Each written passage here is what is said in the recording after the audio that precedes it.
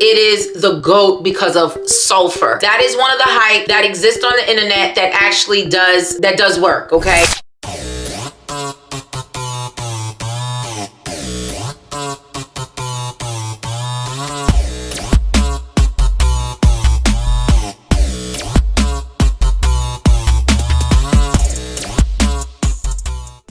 This is your girl Bevy with Hairscripts. This is a channel where you come to learn the science of hair growth and hair loss. They are not the same, so please stop using them interchangeably. So I got a treat for my all-natural baddies, okay, who complain about me talking about chemicals all the time. There is science to natural ingredients, okay? And so, of course, you're not gonna come here and I'm not gonna just fill you up with fluff. I'm not gonna blow smoke up your behind and just tell you what everybody in these internet streets is telling you. The ingredients that I'm gonna drop are ingredients that are backed by science and research that are effective to actually help you regrow your hair, okay? So for all my baddies that want more natural alternatives, that don't want to load themselves up with quote-unquote chemicals or active ingredients, I need you to stay tuned because I'm gonna give you the science behind these natural ingredients that can help you regrow your hair. Number one, rosemary oil. Rosemary oil has good research and study that shows that it is as effective as minoxidil to regrow your hair. And that's why, because it is really good for blood circulation. Rosemary essential oil is also dope for penetrating the scalp and penetrating pretty much the surface layer of the scalp and going beyond the epidermis to actually promote blood circulation and obviously blood flow to hair follicle. So rosemary essential oil is one of those GOATs that I talk about in another video where I talk about all the best essential oils for hair growth. And in that video, I also drop like a little recipe for hair growth. So rosemary oil, okay? My next note is peppermint oil. Now peppermint oil, just like rosemary oil, has great studies that shows blood circulation, but the specific benefit of peppermint oil is thickness, okay? So if you want more density, if you need follicles and cell proliferation on the follicle, that means to increase your follicle, your amount of follicles so that you have denser hair, then you need to get on with peppermint oil. Now in my recipe, which I have somewhere in this channel from back in the day, honey, I got my favorite recipe where obviously you can't just apply an essential oil to your scalp. Please don't do it. You can burn your scalp and your follicle if you throw an essential oil directly on it. You need to mix it with the carrier oil. Carrier oil is my favorite, like pumpkin seed oil for the scalp. I love pumpkin seed oil. I love argan oil because they have the best combination of fatty acids and linoleic acid that's going to really help to penetrate the outer layer of the scalp, and that's going to really help to promote hair growth, okay? So that's just a little incentive for you. You want to mix your essential oils with great carrier oils, and you want to use carrier oils that are low on the comedogenic scale, meaning they do not block your pores and they're not going to cause breakout. Other oils can also create cesspools of infection, allowing, you know, yeast and bacteria to overgrow on the scalp, causing dandruff and seborrheic dermatitis, which is the plaques and the thickness when you're scraping all that stuff off your scalp. So too much oil is a problem. But anyway, I have a whole video on the best carrier oils for mixing with your essential oils and a whole video on the ratio and the formula behind how many drops of essential oils for carrier oils. I'm gonna link all of those videos. You're gonna find those videos somewhere. But bottom line is peppermint oil is the girl for thickness. So now lavender oil has science that suggests that it has antimicrobial properties. Why is that important? Because I just talked about having dandruff, having itchy scalp, having seborrheic dermatitis and other scalp conditions that can cause all that flakiness and all that cakiness on your scalp, okay, that you're seeing right here, because there's a whole lot of overgrowth on your scalp. Lavender oil is really good because it has antimicrobial properties and it addresses overgrowth of yeast and overgrowth of bacteria. And as I always say to my ladies, we know that we do not like yeast, okay, and overgrowth of yeast anywhere, okay, let alone our scalp. The next one, and I have a video on here, basically is onion juice. I'm not gonna go into the details because I be giving it away for free. Go link that video on onion juice and the benefits of onion juice. But onion juice, it is the GOAT because of sulfur. The sulfur in onion juice is like tip top for growing and promoting hair growth to prevent hair loss. So go watch that onion juice video because yes, that is one of the hype that exists on the internet that actually does work, okay? There's a lot of hype that may not work, but onion juice is the GOAT because of the sulfur component, and that sulfur has a host of benefits for your scalp and hair health, okay? So onion juice is absolutely gonna promote hair growth. Go watch that video because I go into extreme details. I go into specific details about onion juice and the benefits of onion juice, and I even talk about little onion juice recipes. So go watch that video. So the next one is aloe vera. If we're talking about antimicrobial and antibacterial, aloe vera is the girl. Aloe vera has enzymes that promote hair growth and prevents hair loss because of its antimicrobial and antibacterial properties. Aloe vera is really like the cream of the crop of natural ingredients for hair growth. I mean, if you don't do anything but just slather aloe vera on your hair as a treatment, every type of treatment, all of its properties and its enzymes are so powerful that aloe vera alone can repair your hair, strengthen your hair, bring back the buoyancy of your hair, and make sure that you maintain great scalp pH balance, etc. Okay, so that you're not getting overgrowth, yeast overgrowth, and bacteria overgrowth.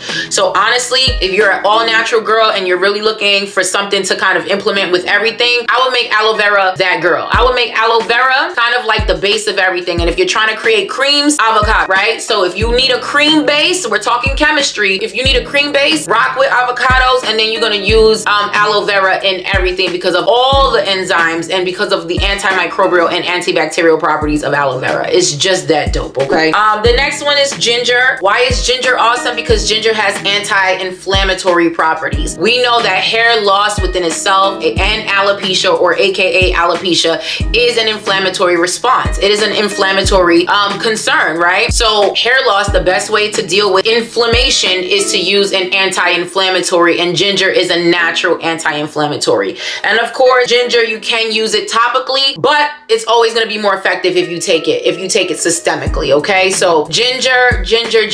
Obviously, if you're going to apply it to your food or whatever the case may be, that's fine. But when it comes to ginger, it really helps you if you can just kind of like apply it topically, and if you can also ingest it systemically. Like I mentioned earlier, you need a great carrier oil. A carrier oil is going to do exactly what it's called. It's going to carry essential oils. And it's going to help kind of like, you know, transport the essential oil into the scalp safely and allowing it to penetrate through that scalp. And so my carrier oil of choice, honestly, as I continue to do more and more research, is argan and jojoba oil. Jojoba specifically because it mimics the natural sebum and the natural oils from your scalp and face, right? So why not allow it to kind of blend with the natural oils? Is low in the comedogenic scale, and meaning it doesn't cause breakouts and pimples and acne because you're using it. And it's light. It's a lightweight oil. Like I said, it mimics your own sebum, and it's just gonna help regulate sebum. It's funny because you feel like by adding more, you're just gonna increase it. But actually, jojoba is really good for regulating over sebum production, which is no good because over sebum production can cause oily skin and acne. And so another thing is green tea. Green tea is amazing because of its antioxidants. So why are antioxidants important? Well, antioxidants are important. Very quick antioxidant thing. Antioxidants are powerful in fighting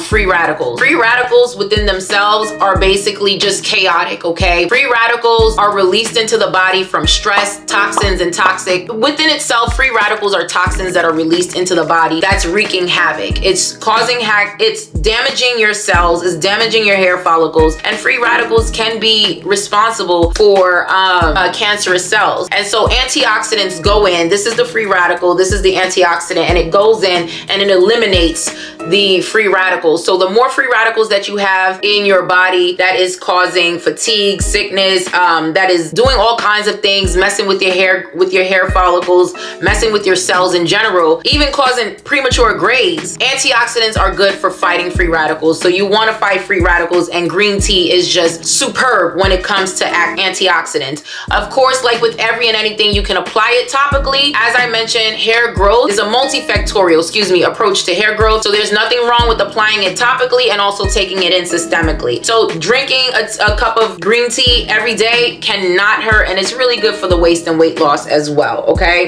Now, biotin. I am anti-biotin supplements, okay? So if there's a video on here, please go check that out.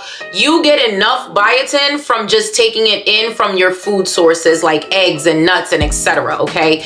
You can get enough biotin from having the right diet, and you do not need to add add more. Over excessive biotin can just cause breakouts, and it just does a whole lot of imbalancing, okay, within your system, and it can give you false reads of hyper and hypothyroidism, and it's just not really, I just don't care for excessive biotin. I have a video on here about biotin. Go check that video out if you have more questions.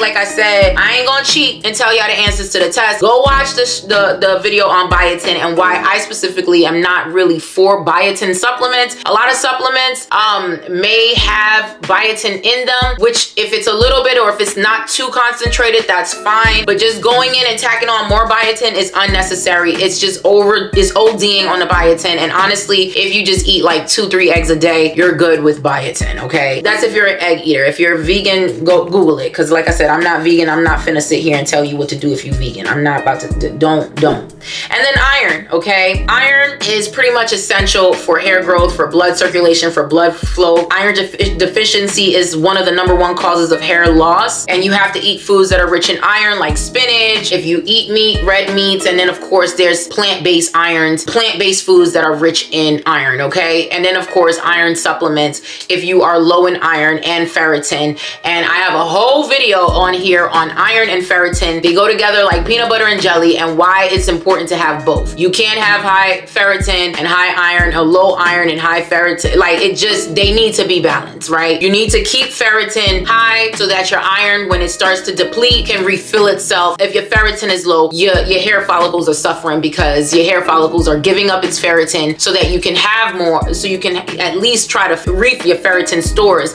And that is automatically thinning your hair and making it weak and fragile, okay? If you have excessive shedding and excessive thinning, it could be because your ferritin and iron is low. So I need you to check out the video that I have on iron and ferritin, okay? Again, natural sources of it is spinach, okay? So spinach is just excellent in restoring iron and ferritin. All of that to say, these are the natural ways, okay? These are all the natural ingredients that are backed by science, studies, and research that are effective to work. I have a ton of videos already addressing all these natural ingredients, how to use them synonymously, how to use them together in a way that will be effective. And if you really serious, go ahead and find you a way to mix them all up, sis. I will not be mad at you, okay? But this will be an absolutely potent recipe, potent remedy for hair growth, okay? Keep in mind, I always believe that DIY and natural remedies are really good for maintenance and management. I feel that when it comes to hair loss, you have to treat the underlying cause, the underlying condition. You have to figure out the diagnosis. You need to treat the issue that is happening, that is causing the hair loss, which is a symptom of something deeper, okay? So with that being said, even though these ingredients are backed by science to be effective for hair growth, if there's an underlying condition, whatever your cause may be and your diagnosis might be for hair loss, if that's not dealt with, then none of this is really gonna help, okay? None of anything, no strategy, no remedy is gonna help, whether it's an all-natural strategy or whether it's a strategy that is backed by science. It's a science-backed strategy using active ingredients. It does not matter. So if you are experiencing any type of hair loss today, sis, any type, meaning your ponytails are getting thinner, your hairline is receding, your parts are getting wider, you're seeing bald spots, you hate wash day. It's just that serious, okay? Whatever you're experiencing today and you don't know why, you just keep trying to slather stuff on top of it, you just keep trying to put a whole bunch of oil, you just keep doing everything and nothing is working, click the link in the description box below, because we are going to help you here at Hairscripts, along with the team of vetted